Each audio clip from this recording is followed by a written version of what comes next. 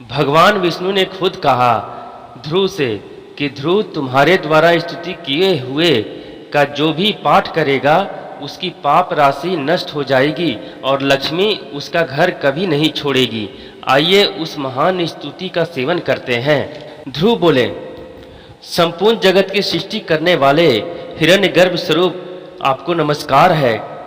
आप उत्तम ज्ञान प्रदान करने वाले हैं, आपको नमस्कार है। समस्त भूतों का संहार करने वाले हर स्वरूप आपको नमस्कार है। पंच महाभूत स्वरूप तथा समस्त भूत प्राणियों के स्वामी आपको नमस्कार है। सर्वशक्तिमान अथवा जगत के उत्पाद पालन करता आप भगवान विष्णु को नमस्कार है। विषयों की तृष्णा हर लेने वाले सच्चिदानंद श्री कृष्ण रूप आपको नमस्कार है। कुर्म और वाराह आदि अवतारों के रूप आप समस्त विश्व का महान भार सहन करते हैं, आपको नमस्कार है। लक्ष्मी जी के स्वामी एवं सुदर्शन चक्र धारण करने वाले आपको नमस्कार है। पृथ्वी को अपने दाढ़ों पर उठाने वाले आप वाराह रूपधारी परमात्मा को नमस्कार है। वेदांतों द्वारा आप ही जानने योग्य हैं, आपको नमस्कार है। आप अपने वक्ष स्थल में श्री वत्स चिन्ह धारण करते हैं, आपको नमस्कार है। आप सत्वादी गुण स्वरूप आदि सगुण एवं निर्गुण ब्रह्म है, आपको नमस्कार है। आपकी नाभि से ब्रह्मांड रूपी कमल प्रकट हुआ है, आपको नमस्कार है। आप पांचजन्य नामक शंख धारण करते हैं, आपको नमस्कार है। वासुदेव आपको नमस्कार है। देवकी नंदन आपको नमस्कार है। दामोदर, ऋषिकेश, गोविंद, अच्युत, माधव, उपेंद्र, मधुसूदन और अधोक्षज आपको नमस्कार है। आपका कहीं अंत नहीं है, इसलिए अनंत कहलाते हैं, आपको नमस्कार है। आप अनंत नामक शेषनाग की सैया पर शयन करने वाले हैं, आपको नमस्कार है। रुक्मणी के पति आपको नमस्कार है। मुकुंद, परमानंद, नंद गोपाल के प्रिय आपको नमस्कार है। पुंडरीकाक्ष आपको नमस्कार है। गोपाल रूप धारण करके वंशी बजाने वाले आपको नमस्कार है। गोपी वल्लभ गोवर्धनधारी आपको नमस्कार है। आप में योगी जन रमन करते हैं, इसलिए आप राम है। रघुकुल के स्वामी होने से रघुनाथ है तथा रघुवंश में अवतार ग्रहण करने के कारण आप राघव कहलाते हैं, आपको बार बार नमस्कार है। विभीषण को आश्रय देने वाले आपको नमस्कार है।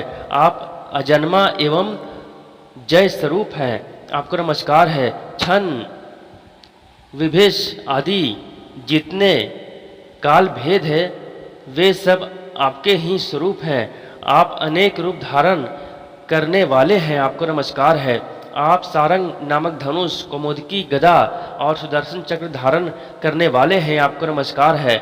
आप गवों और ब्राह्मणों के हितकारी हैं, आपको नमस्कार है। धर्म स्वरूप आपको नमस्कार है। सत्वगुण धारण करने वाले आपको नमस्कार है। आपके सहस्त्र मस्तक हैं, आप परम पुरुष परमेश्वर हैं, आपको नमस्कार है। आपके सहस्त्र नेत्र, सहस्त्रों चरण, सहस्त्रों किरणों और सहस्त्रों मूर्तियां हैं, आपको नमस्कार है। श्रीकांत यज्ञ पुरुष आपको नमस्कार है। आपका स्वरूप वेदों के द्वारा जानने योग्य है और वेद आपको बहुत प्रिय है, आपको नमस्कार है। वेद स्वरूप वेदों के वक्ता और सदाचार के पथ पर चलने वाले आपको नमस्कार है। आप वैकुंठ धाम स्वरूप तथा वैकुंठ धाम के स्वामी हैं, आपको नमस्कार है। विस्तृत यश वाले आप भगवान गरुड़ वाहन को नमस्कार है। विश्वक्सेन आपको नमस्कार है। जगन्मय जनार्दन आपको नमस्कार है। आप अपने 3 पगों से त्रिलोकी का माप लेने वाले सत्य स्वरूप तथा सत्य प्रिय हैं, आपको नमस्कार है। केशव आपको नमस्कार है। आप माया शक्ति से संपन्न है और वेदों के गायक है अथवा ब्रह्म नाम से आपकी महिमा का गान किया जाता है, आपको नमस्कार है। आप तप स्वरूप और तपस्या का फल देने वाले हैं, आपको नमस्कार है। आप ही स्तवन करने योग्य देवता हैं, स्तुति भी आपका ही स्वरूप है। तथा आप अपने भक्त जनों की स्तुति में तत्पर रहते हैं। आपको नमस्कार है। आप श्रुति रूप हैं और श्रुतियों में प्रतिपादित सदाचार आपको विशेष प्रिय है। आपको नमस्कार है। अंडज, स्वदेह, जरायुज और उद्भिज सभी जीव आपके स्वरूप हैं। उन सभी रूपों में आपको नमस्कार है।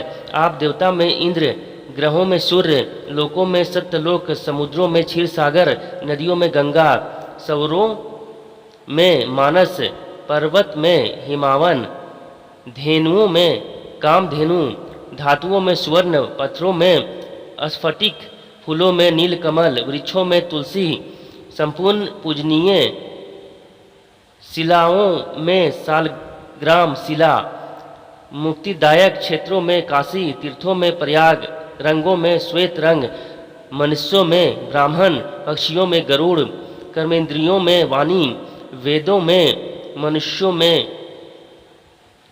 में उपनिषद, मंत्रों में प्रणव, अक्षरों में आकार, ज्ञानकर्ताओं में सोम रूपधारी, प्रतापियों में अग्नि, क्षमाशीलों में क्षमा, पृथ्वी, दाताओं में मेघ, पवित्रों में परम पवित्र, संपूर्ण अस्त्र शस्त्रों में धनुष, वेगवानों में वायु, इंद्रियों में मन, भय शून्य अंगों में हाथ, व्यापक वस्तुओं में आकाश, आत्माओं में परमात्मा, संपूर्ण नित्य कर्मों में संध्य उपासना, यज्ञों में अश्वमेध यज्ञ, दानों में अभय दान, लाभों में पुत्र लाभ, श्रुतियों में वसंत, युगों में प्रथम सतयुग, तिथियों में अमावस्या, नक्षत्रों में पुष्य, सब पर्वों में संक्रांति, युगों में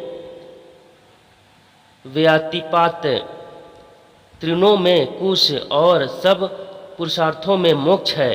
अजन्मा प्रभो, संपूर्ण बुद्धियों में आपका धर्म बुद्धि है।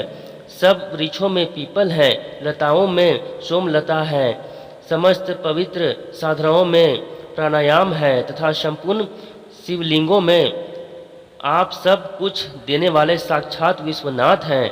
मित्रों में पत्नी और सब बंधुओं में धर्म आप ही हैं। नारायण, इस चराचर जगत में आपसे भिन्न कोई वस्तु नहीं है। आप ही माता, आप ही पिता, आप ही सुहृद, आप ही महान वैभव, आप ही सौख्य संपत्ति तथा आप ही आयु और जीवन के स्वामी हैं। आप ही कथा है। जहाँ आपके नाम की महिमा बताई जाती है वही मन है।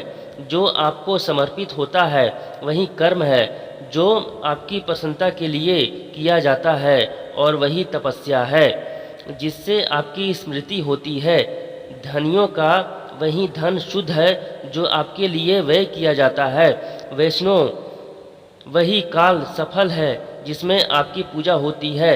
यह जीवन तभी तक कल्याणकारी है जब तक हृदय में आपका चिंतन होता रहता है। आपका चरणोदय पीने से सब रोग शांत हो जाते हैं। गोविंद, आपके वासुदेव नाम का कीर्तन करने से अनेक जन्मों द्वारा उपार्जित महान पाप तत्काल नष्ट हो जाते हैं। अहो, मनुष्यों में कैसा अद्भुत महान मोह है, कैसा प्रमाद है कि वे महान वासुदेव की अवहेलना करके दूसरों को रिझाने के लिए परम परिश्रम करते हैं। भगवान के नामों का जो कीर्तन किया जाता है वही परम मंगल है, वही धन का उपार्जन है और वही जीवन का फल है।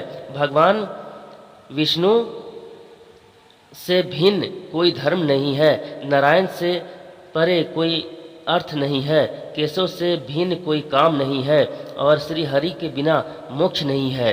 भगवान वासुदेव का स्मरण और ध्यान न हो तो यही सबसे बड़ी हानि है, यही महान उपद्रव है और यही बड़ा भारी दुर्भाग्य है। अहो, भगवान विष्णु की आराधना मनुष्यों के लिए क्या क्या नहीं करती। पुत्र, मित्र, स्त्री, धन, राज्य, स्वर्ग और मोक्ष सब कुछ तो वही देती है। श्री हरि की आराधना पाप को हर लेती है, रोगों का नाश करती है और मानसिक चिंताओं को मिटा देती है। इतना ही नहीं, वह धर्म को बढ़ाती और शीघ्र ही मनवांछित वस्तु प्रदान करती है। यदि पापी भी प्रसंगवश भी भगवान के युगल चरणों का निविद्र ध्यान करता है तो वह उसके लिए परम हित की बात है। पापियों को जो महापाप और सामान्य पाप है, उन सबको भगवान के ध्यान पूर्वक किया हुआ नामोच्चारण अविलंब हर लेता है। जैसे आग की चिंगारी भूल से भी छू जाए तो वह जला ही देती है, उसी प्रकार होठों से श्री हरि का नाम का स्पर्श होते ही वह समस्त पापों को हर लेता है।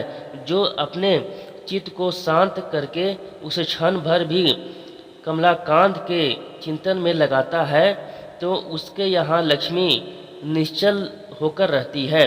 भगवान विष्णु का चरणामृत पान करना ही सबसे बड़ा धर्म है। यही सर्वोत्तम तप है और यही सर्वोत्कृष्ट तीर्थ है। यज्ञ पुरुष जो आपको भोग लगाए हुए नैवेद्य का प्रसाद भक्तिपूर्वक ग्रहण करता है, उस परम बुद्धिमान मनुष्य ने मानो निश्चय ही यज्ञ का परोडास प्राप्त कर लिया। जो मनुष्य भगवान विष्णु का चरणोदय शंख में रखकर उससे अपने सिर आदि अंगों का अभिषेक करता है, वही अमृत स्नान करता है और वही गंगा जी के जल में गोता लगाता है।